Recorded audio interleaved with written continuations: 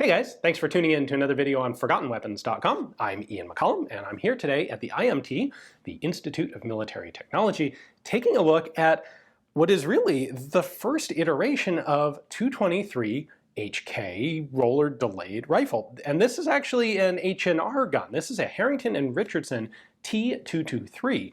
It is, like I said, the first iteration of what would become the HK33, and it was tested by the United States in Vietnam. So, starting in December of 1964 and running until about December of 1966, the US Army ran what it called the Small Arms Weapons Systems Test. Essentially, they were looking at the viability of the M16 alongside some other potential weapons platforms for use in Vietnam. Specifically, they were testing the M16E1, the AK-47, or actually probably AKM, the Stoner 63, the M14, and the H&R T223. Now the idea here is H&R wanted to become H&K's essentially a US arm. They wanted to manufacture, assemble H&K firearms to sell in the US or to sell to the United States military. So they got basically parts kits from HK, assembled them, marked them H&R, and sent them on to the US military for testing. And these were actually tested in Vietnam. And we don't know exactly how many of them were made, maybe as few as 10 or 12, maybe a couple dozen. We just haven't been able to find any sort of reference resource, archival resource on the question. But they get tested in Vietnam. The testing determines that in fact the M16 is the best of the bunch, and that's the route that the Army is going to take, of course. But a few of these guns still kind of hang around in Vietnam, and there was actually a guy on SEAL Team 2 in Vietnam who got his hands on one of these, used it in combat, and there are a number of surviving period photos, which is where most people know about this gun. Now, this is basically the same as what would become a standard HK33 with one major exception, and that is it has an automatic bolt hold open when the magazine is empty. So let's go ahead and take a closer look, and let me show you that and how it sometimes works and sometimes doesn't. All right, so here's the whole thing. Let's go ahead and start by taking a look at some of the markings. The side of the receiver is very distinctively marked H&R Inc. That would be Harrington and Richardson in Worcester, Mass. It is a T, there you go, 223, caliber 5.56, number 0270. We have a unique set of selector markings, S, and then they've like milled into the higher chunk of plastic here and added AFE. So safe, semi-automatic, fully automatic, and repeated on the back side of the fire control group. Now from the outside, there are two things that make this distinctive if you can't see the markings. One of them is this extra lever on the inside of the trigger guard right here. This is the bolt release because this has an automatic bolt hold open, which of course requires a bolt hold open magazine. So this is a regular HK33 magazine. It doesn't have any tab. So there's like, this can't operate a bolt hold open because there's nothing that comes up at the back here to indicate to the gun mechanically that the magazine is empty. The H&R T223 magazines are interchangeable with HK33 mags. They've got this very distinctive rib patterning. It's a 20 round magazine, and most significantly, it has this rib on the back with that hold open tab on the back of the follower. So when the magazine is empty, that little tab comes up here, and that can interact with a mechanism on the gun to cause the bolt to lock open when the mag's empty. However, what's weird about the T223 is that the bolt does not hold open when I just cycle the action. It only locks open if I've actually fired the gun empty. So I'm going to use a cleaning rod here to demonstrate this. If I use a cleaning rod to push the bolt the rest of the way back as if I had just fired a round,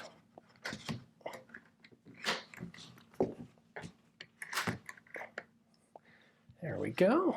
That locks open. And now,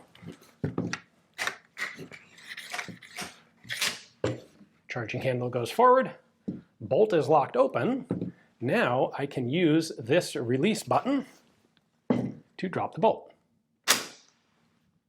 so even beyond that, this is actually a particularly weird bolt hold open mechanism, and I'll show it to you in just a moment when we take the rifle apart. But first, there are a couple other features that I want to point out. So one of them is that this was designed actually to accept a bipod. There was a factory bipod for these that unfortunately I don't have here, but it hooked onto this lug on the receiver.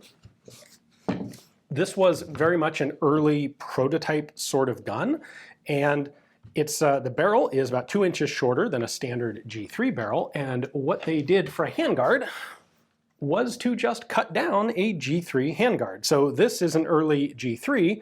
You can see it's exactly the same style of handguard, but these front 2 sets of holes are missing because they have just chopped it off right there to fit a shorter barrel. Obviously, once this became the HK33 and went into standard production, they went ahead and made a standard production handguard for it. We have a muzzle device here that's a little bit different than what we'd expect today on a G3. More flash hider slots, and it's a little bit shorter overall of a flash hider. The rear sight is a drum like a G3, but it's calibrated a bit differently. So it's got a notch for its first position, but then the first aperture sight right there is actually marked 100 meters, and then the next one is 300, and the last one is 400. So it skips the 200 meter mark. Like you can get you have the close range open sight, and then you've got the also still fairly close range, more precise aperture sight there. And then we have a buttstock that has a couple of early features. So this is basically an MP5 buttstock. It has only a single pin. The standard HK33 would have 2 pins to make the thing a bit stronger. You can see here it has a rubberized butt pad. And then you can see here the butt pad is basically integrated into the stock, as opposed to an HK33 style. This is actually our G3, but it's made the same way. This is the sort of stock you would get later with a separate component here for the butt plate. All right, now let's go ahead and take this apart. Got just our one buttstock pin to take out. So there is no spring buffer in the back end of this stock. There's just what used to be some sort of polymer buffer cylinder that is pretty much dissolved down to nothing today. Recoil spring. Actually, we can just pop the trigger group off next. There we go. And then pull the bolt carrier out, bolt and bolt carrier. This is not a spring-loaded bolt carrier, buffered bolt carrier. They hadn't gotten to that either at this point. I think HK was just sort of working on the assumption that a little bit of a polymer buffer pad in here would be enough. Of course, they would over time discover that that is not, in fact, enough, and they would have to improve the design. All right, now we can take a closer look at this bolt hold open system. And part of what makes this weird is that it's actually 2 components. So one of them is right here. So this little lever right here connected to this guy with that little pointy bump on it, that is our bolt hold open component in the fire control group.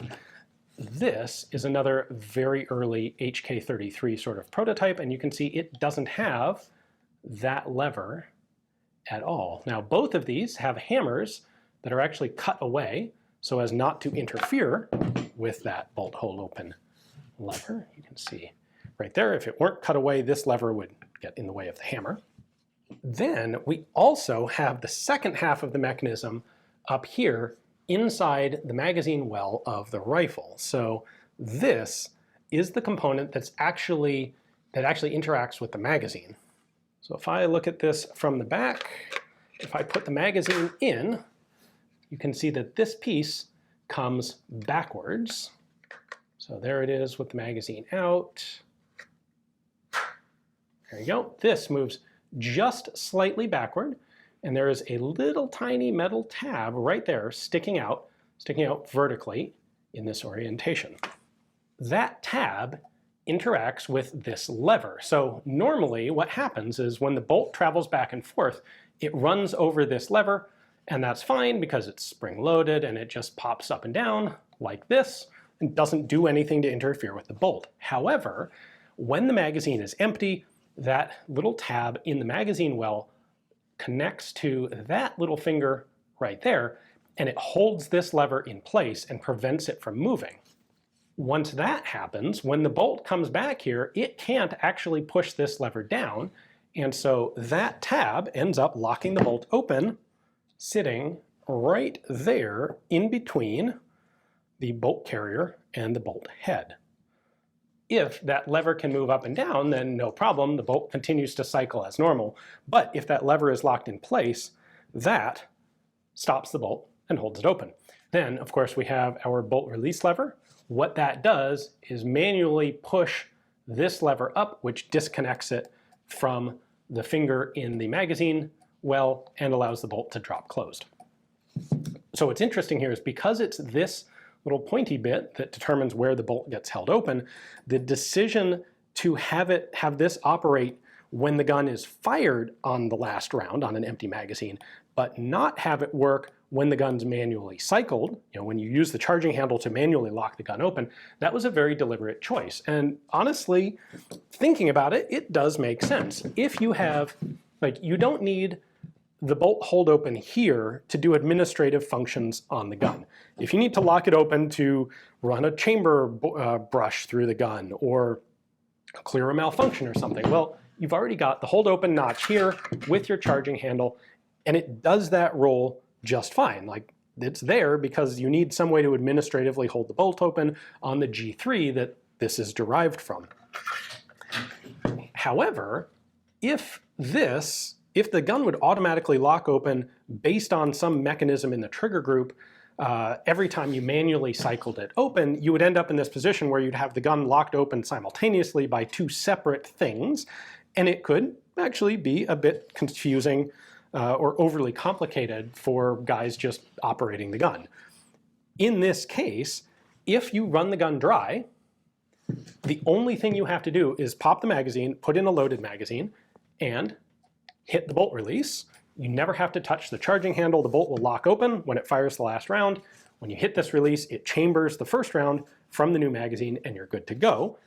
Then alternatively, if you're doing some sort of administrative function and you use the charging handle to lock the gun open, you never have to worry about the trigger group also interacting at that point. So there you go. There is the H&R T223, aka the progenitor of the HK33 series, field stripped. After testing was finished in the US Army trials in Vietnam, a few of these guns were left around in the jungle, and that is when one of the guys on SEAL Team 2 got his hands on one and decided it would be actually a nicer rifle to use. Apparently he specifically liked the fact that it came with 40-round magazines. That's obviously not this guy, but the HK33 was developed with 40-rounders as well. I don't have one here to show you, but he liked the 40-round magazines compared to his 20-round CAR-15 magazines, and so he went ahead and actually continued to carry one of the H&R T223s in combat, and that's where the handful of Vietnam combat photos that you may very well have seen actually came from. After these guns were made in 1965, the concept would go through a couple more minor iterations before it became the standard HK33. So after we have the H&R T223, we move on to the HK33, which is basically this gun without the manual bolt hold open, or without the automatic bolt hold open.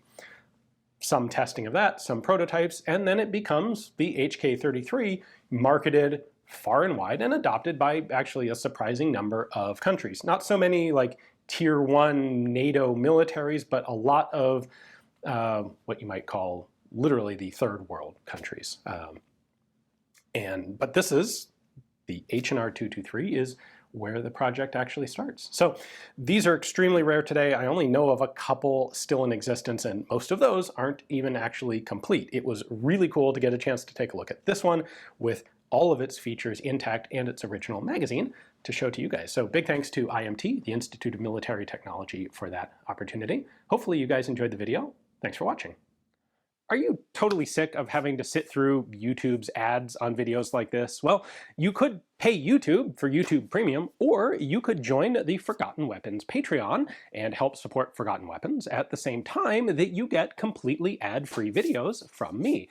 Forgotten Weapons Patreon members at every pledge level receive an emailed link to a completely ad-free video every time I post a video. So if you'd like to get videos an hour before they actually publish and without any of the ads, head over to patreon.com/forgottenweapons, links in the description text below. Sign up. We have some other perks at other different pledge levels.